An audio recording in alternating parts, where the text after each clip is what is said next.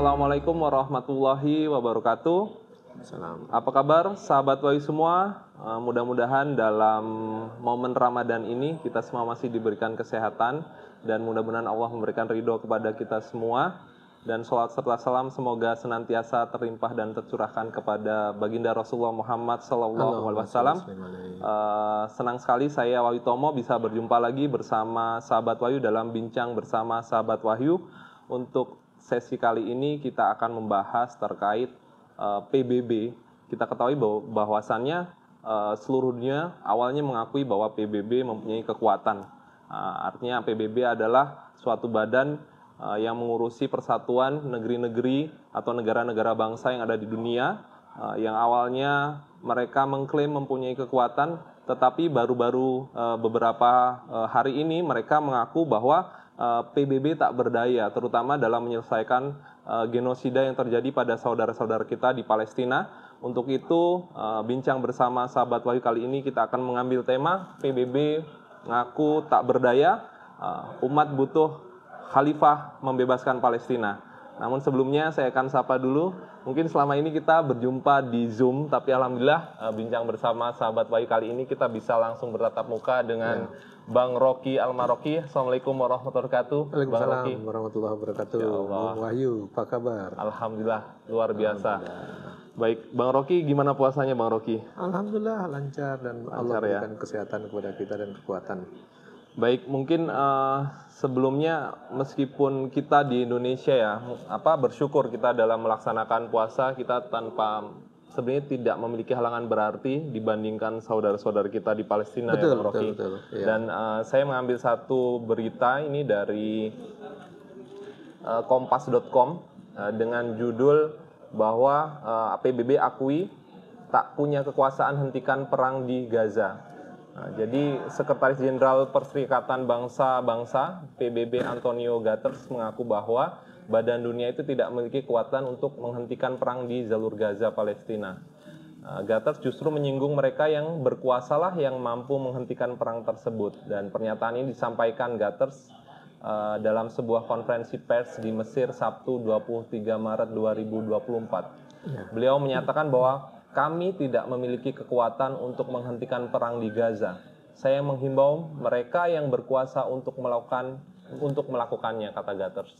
Jadi sedih sekali Bang Rocky ketika mungkin sebelumnya rakyat atau manusia-manusia atau masyarakat dunia itu mengharapkan ada pahlawan yang memang mampu membebaskan Palestina dari ketidakadilan yang sudah terjadi hampir lebih dari 170 hari dari kurang lebih tanggal 7 Oktober. Ya, betul. Kalau dihitung-hitung artinya mungkin hampir berapa bulan? 5 bulan. Iya, menuju ke 5 bulan sampai detik ini justru kekuatan-kekuatan kaum muslim pun tidak nampak. Dan sekarang kita diberikan berita yang mungkin awalnya ada sebagian baik kaum muslimin ataupun dunia berharap bahwa PBB mampu membebaskan. Tapi ternyata sekarang PBB mengakui bahwa mereka tidak mampu dan justru menyatakan bahwa yang bisa membebaskan adalah mereka yang punya kekuasaan. Nah, apa tanggapan Bang Rocky dengan pernyataan Guterres ini, Bang Rocky? Iya, ini Antonio Guterres ya, ini yang sekjen PBB. Saya pikir ini sudah bahasanya lempar handuk. Jadi sebenarnya tugas PBB itu untuk menjamin keamanan di dunia, perdamaian di dunia. Tugas dia kalau ada peperangan memfasilitasi dan mencegah terjadinya perang. Dibentuknya PBB yang berusaha dari LBB atau Liga Bangsa-Bangsa kemudian jadi PBB ini tujuan utamanya dulu untuk supaya tidak terjadi perang dunia ketiga. Setelah itu perang dunia ke-1, ke-2 terjadi dan banyak korban. Saya pikir PBB sudah lempar handuk. Dia mengatakan bahwa untuk menghentikan genosida di Palestina itu tidak mampu lagi ditangani dan diserahkan kepada orang-orang yang berkuasa.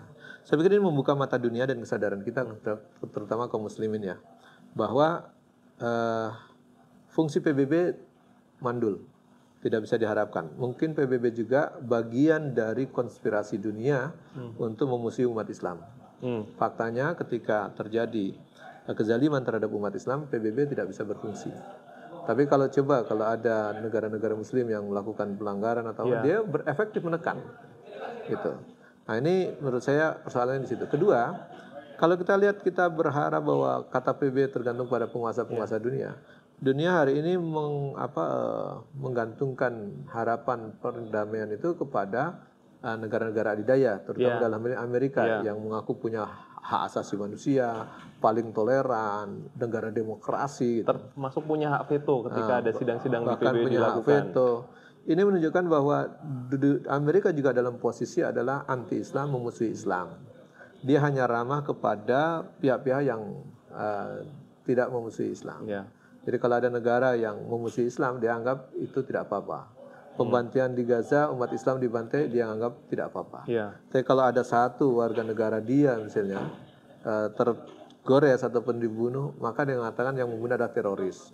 Diburu, dihancurkan negara-negara lain. Ini menunjukkan bahwa memang ketidakadilan dunia itu nampak ketika yang berkuasa adalah negara sekuler, dalam hari ini Amerika yang menjadi negara adidaya.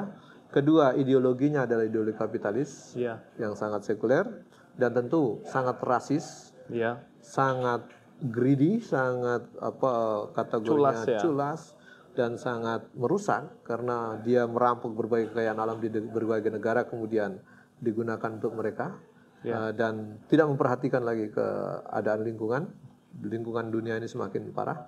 Itulah yang ditentang oleh sebagian aktivis dunia yang terutama aktivis lingkungan.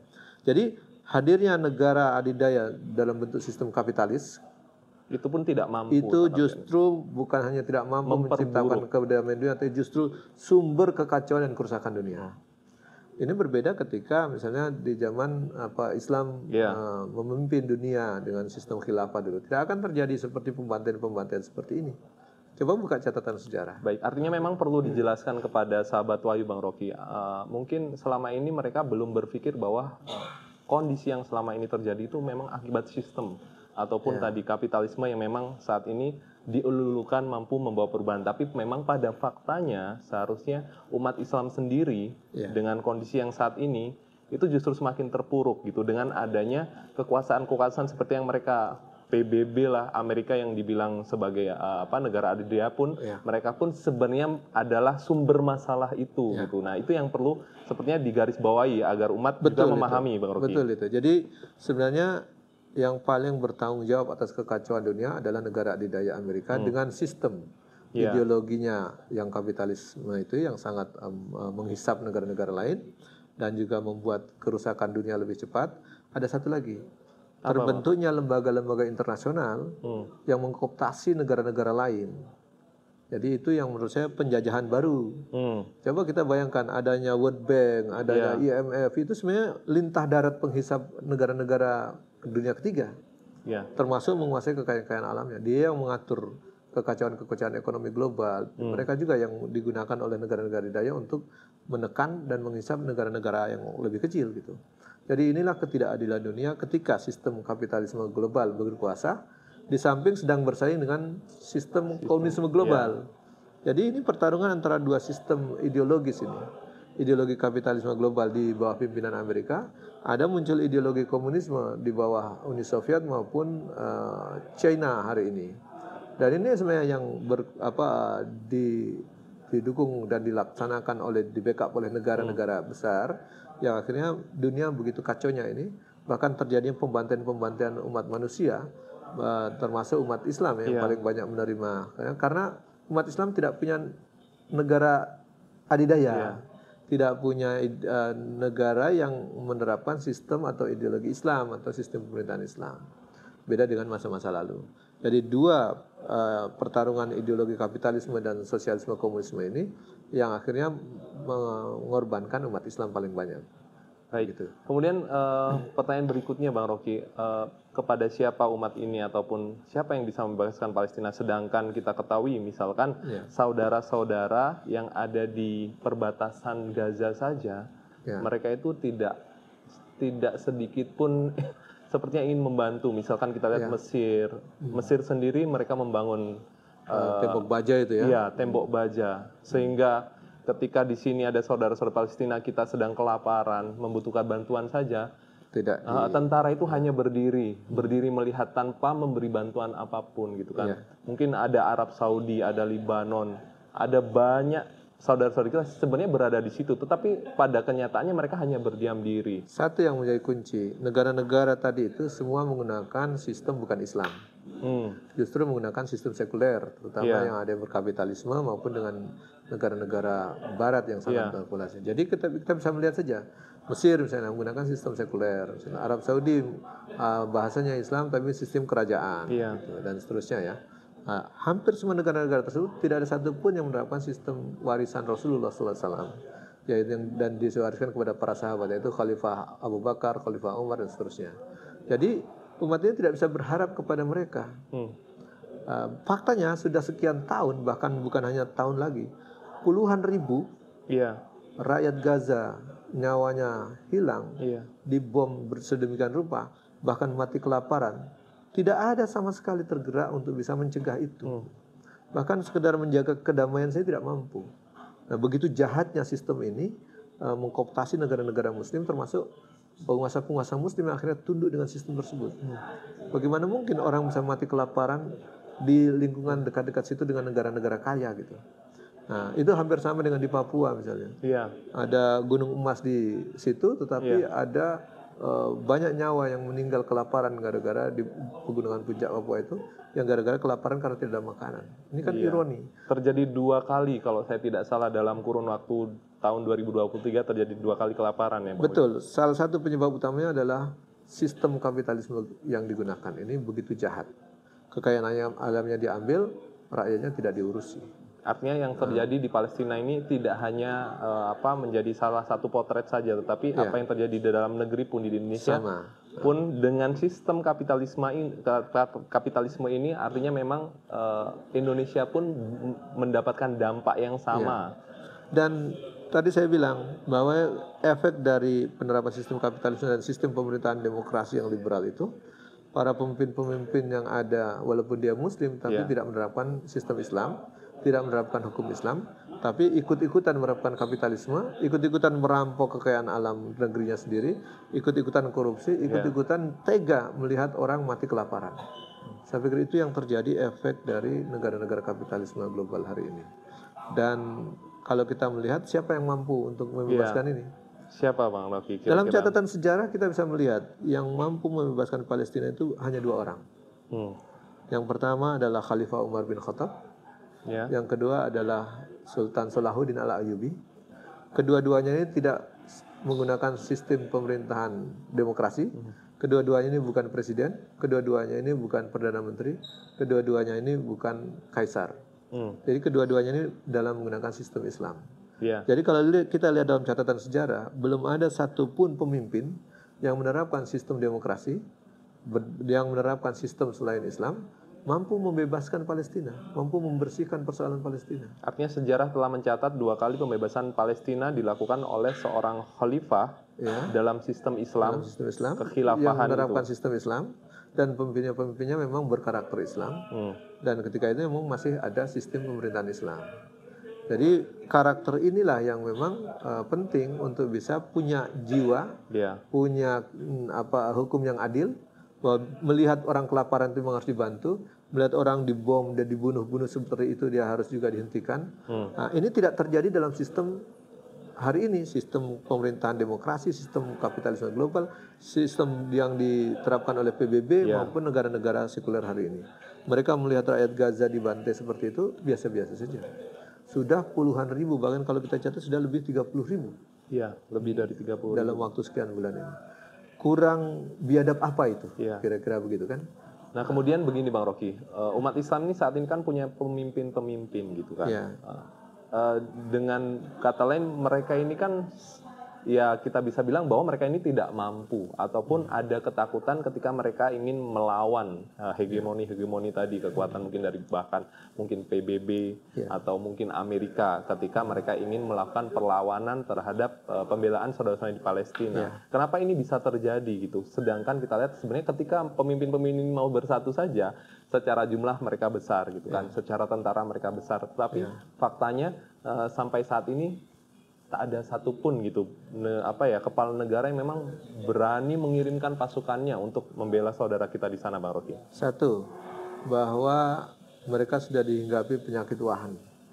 penyakit cinta dunia dan takut mati. Nah, jadi mereka sangat cinta kepada dunia sehingga mereka justru melihat orang mati Muslim itu dianggap biasa-biasa saja. Mereka takut justru kalau kekuasaan mereka hilang. Nah, itu yang pertama. Yang kedua, ada penjajahan dalam konsep berpikir mereka yang masih bermasalah. Jadi kesadaran bahwa mereka itu memiliki kewajiban menerapkan hukum Islam, kewajiban sebagai Muslim itu menerapkan syariat Islam, kewajiban sebagai Muslim itu taat kepada hukum yang Allah turunkan, taat menggunakan apa yang Allah turunkan itu, yaitu tanzil itu tidak ada pada diri mereka, sehingga mereka lebih takut kalau ditekan Amerika daripada takut azab Allah nanti gitu. Nah, ini yang terjadi sehingga mereka tidak mau bersatu, tidak mau bersatu, tidak mau menerapkan hukum-hukum Islam, tidak mau menerapkan syariat Islam, tidak mau menjaga ukhuwah Islamiyah. Sehingga mereka tidak mau terhimpun dalam satu kekuatan bersama. Nah, ini kenapa? Karena memang sudah disekat-sekat oleh sekat nasionalisme. Nah, termasuk juga mohon maaf ya, kita lihat Indonesia ini kan berkali-kali mengirim pasukan Garuda untuk perdamaian katanya. Tapi untuk urusan Palestina tidak ada satu pasukan Garuda pun yang dikirim ke sana untuk menjaga perdamaian. Padahal sudah jelasnya seorang mati di sana begitu banyak. Jadi kalau kita lihat ini persoalan serius. Jadi kalau ada kita yang bisa mengecam, hanya cukup mengecam karena memang kita tidak punya kekuasaan, tentu Allah akan menilai kita memang itulah kemampuan kita. Tapi bagi orang-orang yang punya kekuasaan, punya pasukan, punya senjata, punya kemampuan, tapi tidak membantu saudara-saudaranya, tentu hisabnya nanti di akhir jauh lebih berat. Oleh karena kita betul mengingatkan para pemimpin, para penguasa, gunakan kekuasaan untuk menolong manusia lain, menolong umat Islam, menolong agama Allah ini. Nah, sebelum kekuasaan itu hilang, atau sebelum kekuasaan dicabut, atau sebelum nyawa dia dicabut. Kalau dicabut kan tidak bisa lagi berperan di dunia ini. Oleh karenanya, ini kita ingatkan bagi saudara-saudara yang tidak punya kekuasaan, tentu melakukan pembelaan dengan ucapan. Kita lah level ucapan kita ini. Nah, kalau yang memang sangat tidak berani, kalau perlu tekanan misalnya, ya mungkin dengan doa gitu, mengingkari dalam hati, kemudian dengan doa. Jadi kan ada 3 level itu untuk membantu saudara-saudara kita di Palestina. Pertama dengan kekuasaan, kalau punya kekuasaan, pertama para pemimpin ini harus menggunakan kekuasaannya, kemudian menggunakan lisan bagi kita, dan yang terakhir dengan hati dan doa. Baik, saya pikir itu. Memang ketiga tahapan ini memang perlu sekali untuk kita dakwahkan kepada umat gitu, sehingga elemen ini baik individu, masyarakat, bahkan negara itu memiliki peran serta untuk mendorong agar umat mau sadar dan pemimpinnya pun mau sadar, sehingga suatu saat kita mempunyai pemimpin seperti Khalifah Umar gitu, sehingga Palestina bisa dibebaskan. Baik, Bang Rocky, sepertinya saya sudah disenggol-senggol. Waktu kita sudah berakhir. Baik, mungkin sahabat Wahyu, sebenarnya saya masih ada beberapa pertanyaan lagi, tapi karena memang waktu tidak memungkinkan, insya Allah kita akan berjumpa lagi dalam bincang bersama sahabat Wahyu untuk sesi berikutnya. Mudah-mudahan kita semua sehat, dan mudah-mudahan ini bagian dari dakwah kita menyampaikan kepada umat dan kepada seluruh penguasa-penguasa negeri kaum muslimin bahwasannya umat Islam harus berharap hanya kepada khalifah untuk membebaskan Palestina. Baik saja, saya Wahyu Tomo undur diri, dan kepada Bang Rocky saya ucapkan jazakallahu khair. Sampai bertemu lagi dalam bincang bersama sahabat Wahyu sesi selanjutnya. Assalamualaikum warahmatullahi wabarakatuh. Waalaikumsalam.